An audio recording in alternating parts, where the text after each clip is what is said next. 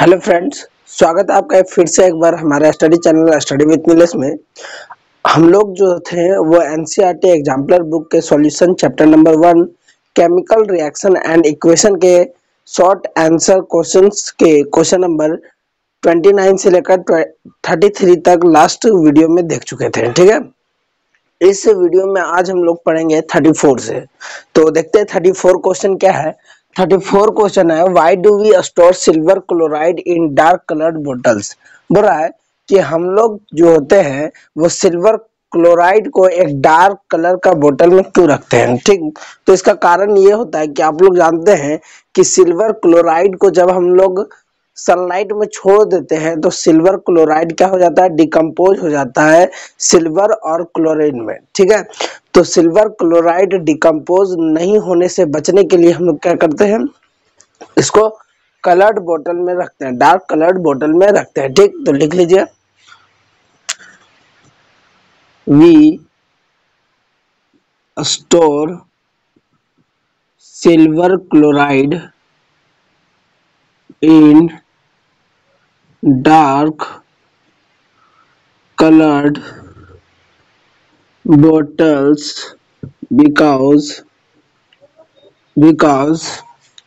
when it is exposed in sunlight it may decompose into silver and form chlorine gas। ठीक है, so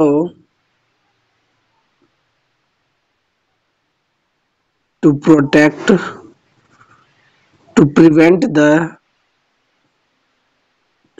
prevent this reaction we do this। ठीक है, क्या बोले, we store silver chloride in dark colour bottles. हम लोग जो होते हैं सिल्वर क्लोराइड को डार्क कलर बोटल्स में रखते हैं बिकॉज क्योंकि when it is exposed in sunlight, जब इसको सनलाइट में छोड़ दिया जाता है, ठीक है, इट में डिकम्पोज इन सिल्वर, ये जो होता है वो सिल्वर में टूट जाता है, एंड फॉर्म क्लोरीन गैस, और क्या बनाता है, क्लोरीन गैस बनाता है। सो टू प्रिवेंट दिस रिएक्शन, इसीलिए इस रिएक्शन को रोकने के लिए हम लोग ऐसा करते हैं। ठीक, नीचे रिएक्शन लिख लीजिए, AgCl2 को जब हम लोग सनलाइट के प्रेजेंस में रखते हैं तो ये क्या होता है, डिकम्पोज कर जाता है। किसमें कर जाता है, Ag और Cl2 क्लोरीन गैस में। ठीक है, बैलेंस कर लीजिए,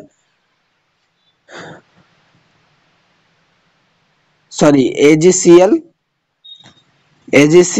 सनलाइट के प्रेजेंस में क्या बनाएगा, AgCl2 बनाएगा, है ना, क्योंकि Ag का वैलेंसी एक होता है, क्लोरीन का वैलेंसी एक होता है, क्रॉस मल्टीप्लाई करेंगे तो AgCl होगा। ठीक, बैलेंस कर लीजिए, यहाँ क्लोरीन 2 पीस है तो यहाँ 2 लगा देंगे, 2 Ag हो जाएगा तो यहाँ 2 लगा देंगे, तो ये क्या हो गया, बैलेंस इक्वेशन हो गया। ठीक, तो ये इक्वेशन को नोट कर लीजिएगा नीचे। तो ये क्वेश्चन जो क्वेश्चन नंबर 34 है वो कंप्लीट होता है। चलते हैं नेक्स्ट क्वेश्चन पे। अब देखिए क्वेश्चन नंबर 35। क्वेश्चन नंबर 35 क्या कर रहा है, balance the following chemical equations. जो भी आपको केमिकल इक्वेशन दिया गया उसको बैलेंस करना है। ठीक है, and identify the type of chemical reaction, और ये जो रिएक्शन दिया गया केमिकल रिएक्शन उसको क्या करना है, उसका टाइप को आइडेंटिफाई करना, पहचानना है कि ये कौन सा टाइप का रिएक्शन हो रहा है। ठीक है, तो ए नंबर देखते हैं, Mg जो कि सॉलिड फॉर्म में, Cl जो कि गैसियस फॉर्म में। ठीक है, Cl2, और MgCl2 बना रहा है जो कि सॉलिड फॉर्म में। तो देखिए इसको सबसे पहली बात बैलेंस करते हैं। तो बैलेंस कैसे करेंगे, देखिए Cl कितना है, 2 पीस, इधर भी कितना है, 2 पीस, तो ये तो बैलेंस है, रिएक्टेंट और प्रोडक्ट साइड। Mg कितना है, 1 पीस है, और इधर कितना है, Mg 1 पीस है, तो ये भी क्या है, बैलेंस है, तो इसको बैलेंस करने का जरूरत नहीं है। ठीक है, ऑलरेडी बैलेंस्ड है। तो यहाँ अगर लिखना चाहिए तो लिख लीजिए ऑलरेडी बैलेंस्ड, ऑलरेडी बैलेंस्ड।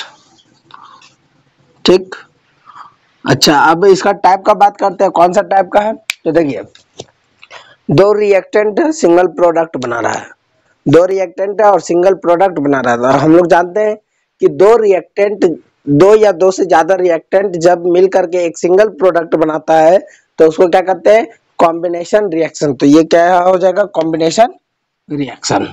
तो लिख लीजिए कॉम्बिनेशन रिएक्शन। ठीक, अब देखते हैं बी नंबर। बी नंबर क्या कर रहा है, HGO जो कि सॉलिड फॉर्म में हीट दे रहे हैं तो Hg बन रहा है, जो कि लिक्विड फॉर्म में Hg बन रहा है मरकरी, और क्या बन रहा है, O2 ऑक्सीजन बन रहा है गैसेस फॉर्म में। ठीक, तो इसको सबसे पहली बात बैलेंस कर लेते हैं। बैलेंस कैसे करेंगे, देखिए ऑक्सीजन कितना है 2, इधर कितना है 1, तो यहाँ पे लगा देंगे 2, लगा देंगे तो ऑक्सीजन 2 हो गया। आप देखिए Hg कितना हो गया 2, इधर कितना है 1, तो यहाँ पे लगाना होगा 2, हो गया बैलेंस।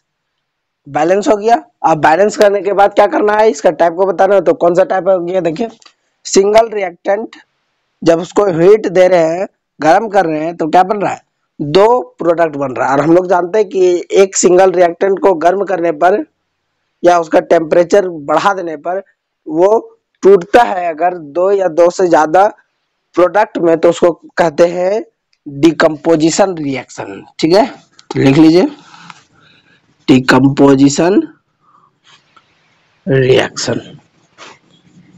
ठीक, सी नंबर देखिए, सी नंबर क्या है, सी नंबर है Na जो कि सॉलिड फॉर्म में है, सल्फर जो कि सॉलिड फॉर्म में, फ्यूज करवा रहे क्या बना रहा है Na2S। ठीक है, सोडियम सल्फाइड। अब देखिए इसको सबसे पहली बात बैलेंस कर लेते हैं। Na कितना है 2 है, इधर कितना है 1 है, तो यहाँ पे क्या करना होगा 2 लगा देना होगा। तो 2Na सल्फर 1 सल्फर 1 बैलेंस हो गया। अब इसका टाइप बताइए, टाइप कौन सा, देखिए दो रिएक्टेंट सिंगल प्रोडक्ट, दो रिएक्टेंट सिंगल प्रोडक्ट। ऊपर वाला में देखिए दो रिएक्टेंट सिंगल प्रोडक्ट था, क्या बना था, कॉम्बिनेशन रिएक्शन ना, तो ये भी क्या होगा कॉम्बिनेशन रिएक्शन। तो इसको भी कर लीजिए कॉम्बिनेशन रिएक्शन। ठीक है, अब नेक्स्ट देखिए D number TiCl4 liquid form में है, Mg जो कि सॉलिड फॉर्म में है, क्या बना रहा है Ti जो कि सॉलिड फॉर्म में है, और MgCl2 जो कि सॉलिड फॉर्म में है। ठीक है, अब इसको बैलेंस कर लेते हैं। सबसे पहले देखिए Cl4 कितना है 4 है, इधर कितना है 2 है, तो यहाँ क्या करना होगा 2 लगा देना होगा, तो Cl4 हो जाएगा। अब Mg देखिए कितना है 2, इधर 2 लगा देंगे तो हो जाएगा बराबर। Ti 1 है, Ti 1 है, तो बराबर है। अब टाइप बताना है, तो टाइप कौन सा, देखिए टाइप कौन सा है, देखिए इसको देखिए Mg क्या कर रहा है, क्लोरीन के साथ मिल करके MgCl2 बना रहा है, मतलब Ti को डिस्प्लेस कर दे रहा है उसके पोजीशन से। Mg जो है ज्यादा रिएक्टिव है और Ti जो है वो कम रिएक्टिव है, तो Mg क्या किया Ti को हटा दिया उसका प्लेस से। ऐसा के कौन सा रिएक्शन में होता है, तो हाई रिएक्टिव एलिमेंट क्या करता है, लीस्ट रिएक्टिव एलिमेंट को डिस्प्लेस कर देता है उसके सॉल्यूशन से, एक्वस सॉल्यूशन से, तो उसको क्या कहते हैं डिस्प्लेसमेंट रिएक्शन। तो ये किस टाइप का हो गया, डिस्प्लेसमेंट रिएक्शन। तो लिख लीजिए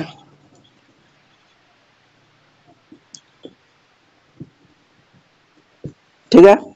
अब देखिए ई नंबर क्या है, CaO कैल्शियम ऑक्साइड जो कि सॉलिड फॉर्म में है, प्लस SiO2 जो कि सॉलिड फॉर्म में है, क्या बना रहा है CaSiO3 जो कि सॉलिड फॉर्म में है। ठीक है, तो इसको बैलेंस कर लेते हैं। देखिए ऑक्सीजन कितना 2 और 1 3, यहाँ पे भी 3 है, Si कितना 1, इधर भी 1, कैल्शियम कितना है 1 और इधर भी 1, तो ये ऑलरेडी बैलेंस्ड है, बैलेंस करने की जरूरत नहीं है। अच्छा अब टाइप बताना है, तो देखिए दो रिएक्टेंट सिंगल प्रोडक्ट, दो रिएक्टेंट सिंगल प्रोडक्ट क्या था कॉम्बिनेशन, तो ये भी क्या होगा कॉम्बिनेशन। तो लिख लीजिए कॉम्बिनेशन रिएक्शन। ठीक है, लास्ट नंबर देख लीजिए F नंबर क्या बोल रहा है, H2O2 लिक्विड फॉर्म में है, हाइड्रोजन पर ऑक्साइड, यूवी लाइट डाला गया। ठीक है, ये एक तरह से मान लीजिए यूवी लाइट होता है, रे होता है। ठीक है, H2O वाटर में चेंज हुआ लिक्विड फॉर्म में, और ऑक्सीजन गैसियस फॉर्म में। ठीक, तो देखिए सिंगल रिएक्टेंट इसको सबसे पहले बैलेंस कर लीजिए, बैलेंस करने तो आता है।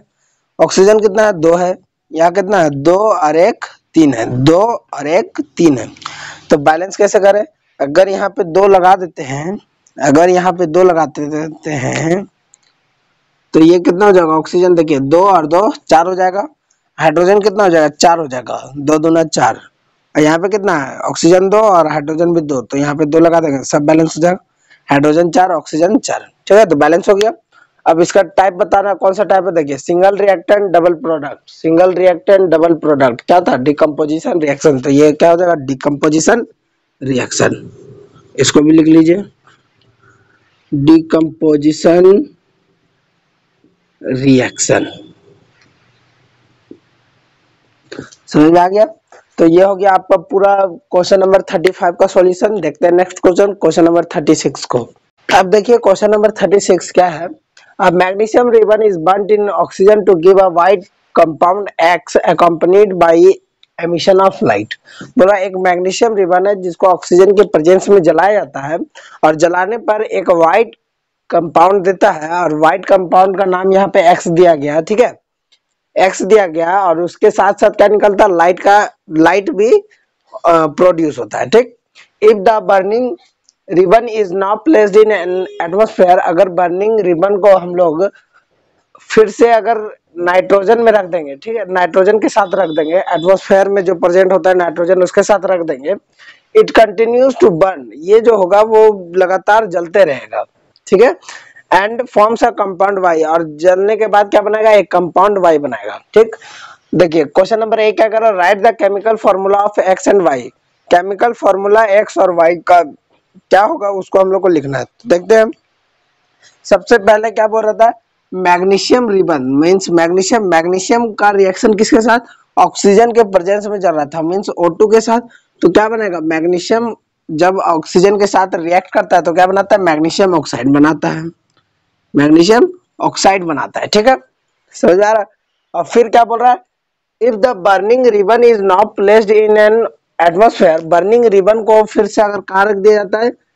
नाइट्रोजन में, नाइट्रोजन में, तो ये लगातार जलते रहता है और एक कंपाउंड वाई बनाता है। तो कंपाउंड वाई क्या बनेगा? देखिए Mg3N2, मतलब कि मैग्नीशियम नाइट्राइड, ठीक है, समझ में आ गया?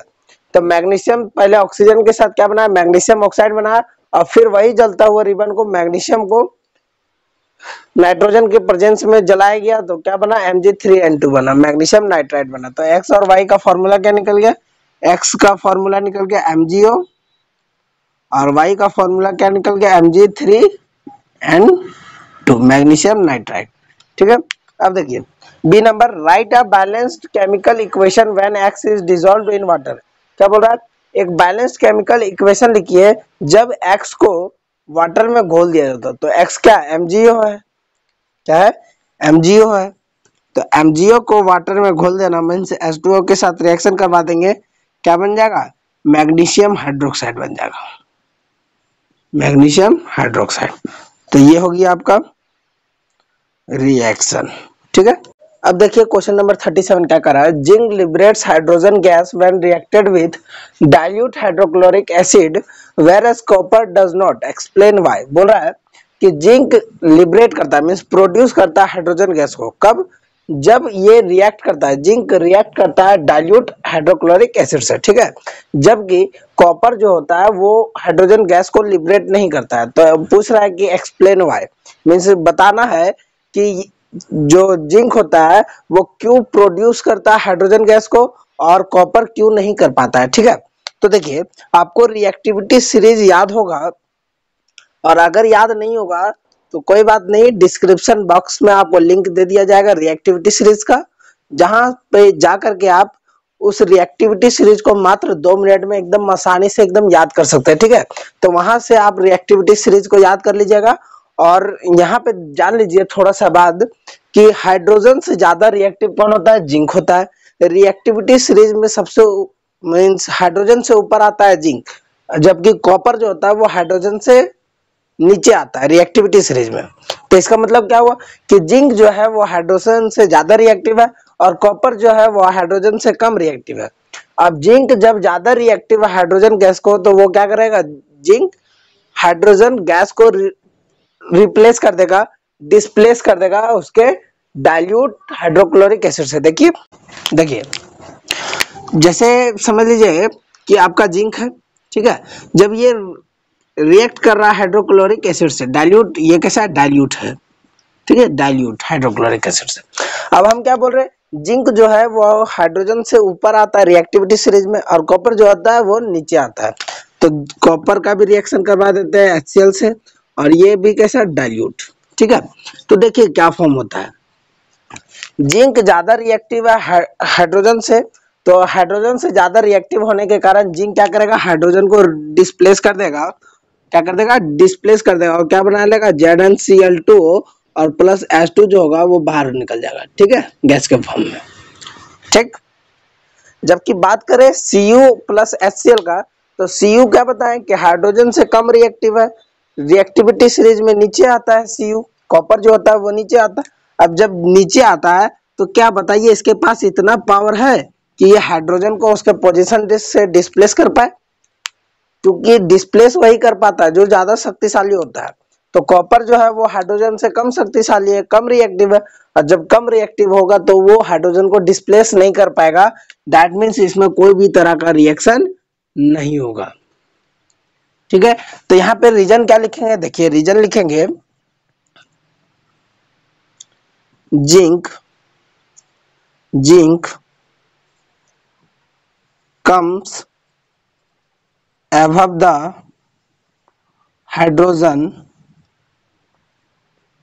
above the hydrogen, whereas copper comes below the hydrogen, below the hydrogen in reactivity series, reactivity series। क्या बोले कि जिंक जो होता है वो हाइड्रोजन के ऊपर आता है, जबकि कॉपर जो होता है वो हाइड्रोजन के नीचे आता है। कौन सा सीरीज में, तो रिएक्टिविटी सीरीज में।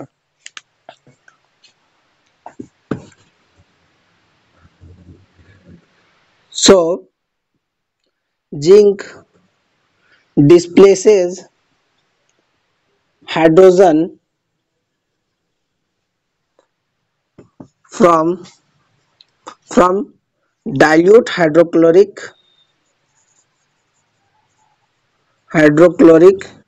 acid and liberate hydrogen gas, while या फिर whereas कॉपर नहीं कर सकता है, ठीक है, can't copper, whereas copper is not able to displace hydrogen gas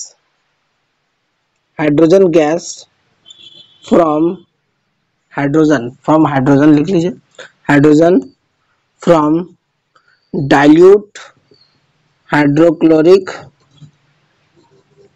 acid to form hydrogen gas, as copper is least reactive than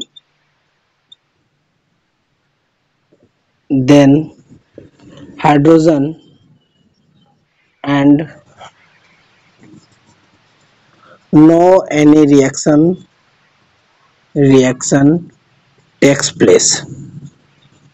takes place।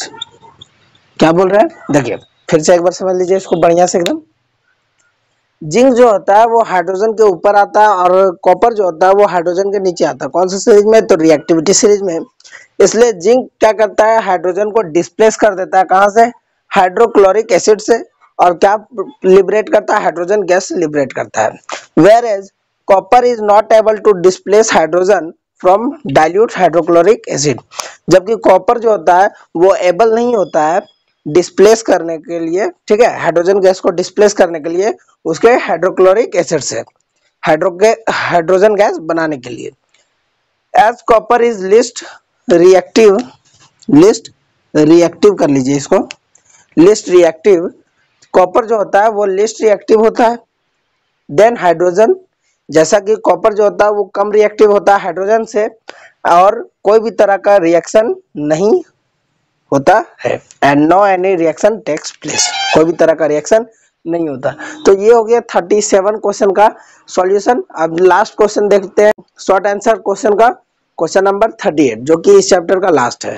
ठीक है, अब देखिए इस चैप्टर का आंसर टाइप क्वेश्चन का सबसे लास्ट क्वेश्चन क्या है।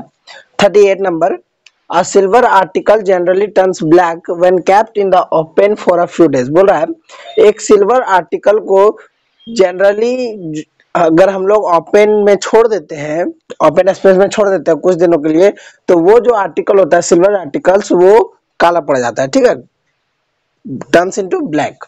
The article when rubbed with toothpaste again start shining. और ये जो आर्टिकल होता है वापस जब उसको टूथपेस्ट से हम लोग रगड़ते हैं, ठीक, तो ये शाइनिंग करने लगता है, चमकने लगता है।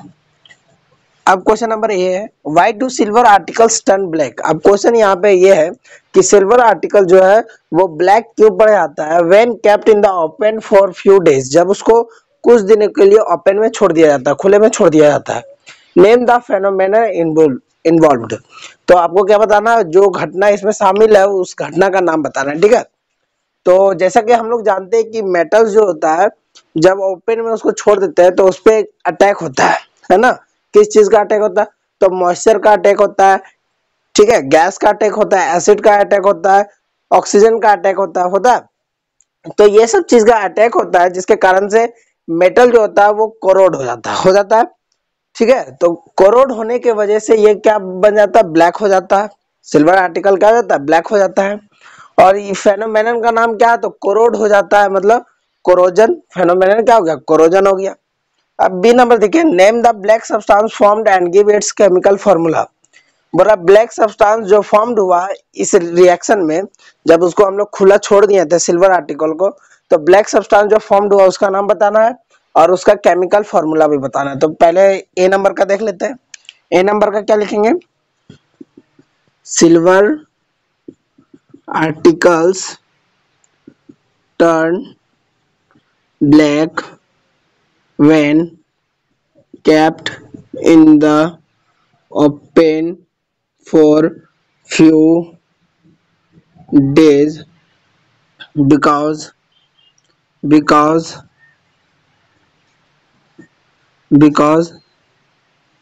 as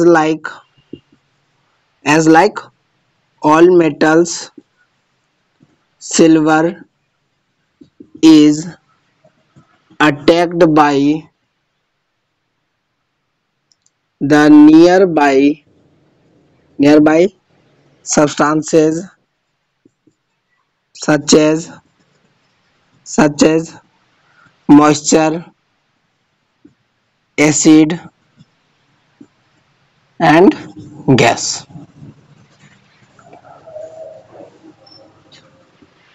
That is, it gets corrode। इसका मतलब क्या हुआ कि ये कोरोड हो जाता है। ठीक है, नेम द फेनोमेनन इन्वॉल्व्ड। इस फेनोमेना, कौन सा फेनोमेना इसमें शामिल हुआ उसका नाम बताना है। तो क्या हुआ, कोरोजन, है ना। तो लिख देंगे the phenomenon involved is corrosion. ठीक है, कोरोजन। अब देखिए B number, name the black substance form. Black substance कौन सा फॉर्म हुआ उसका नाम लिखना है। तो देखिए ये सिल्वर जो होता है वो एयर में प्रेजेंट H2S हाइड्रोजन सल्फाइड से रिएक्ट करता है। किसे, हाइड्रोजन सल्फाइड से, और ब्लैक कोटिंग ले लेता है जिसका नाम होता है क्या, सिल्वर सल्फाइड। ठीक है, सिल्वर सल्फाइड। तो ब्लैक सब्सटेंस क्या हो जाएगा, the black substance formed is silver sulfide। It is formed by the reaction between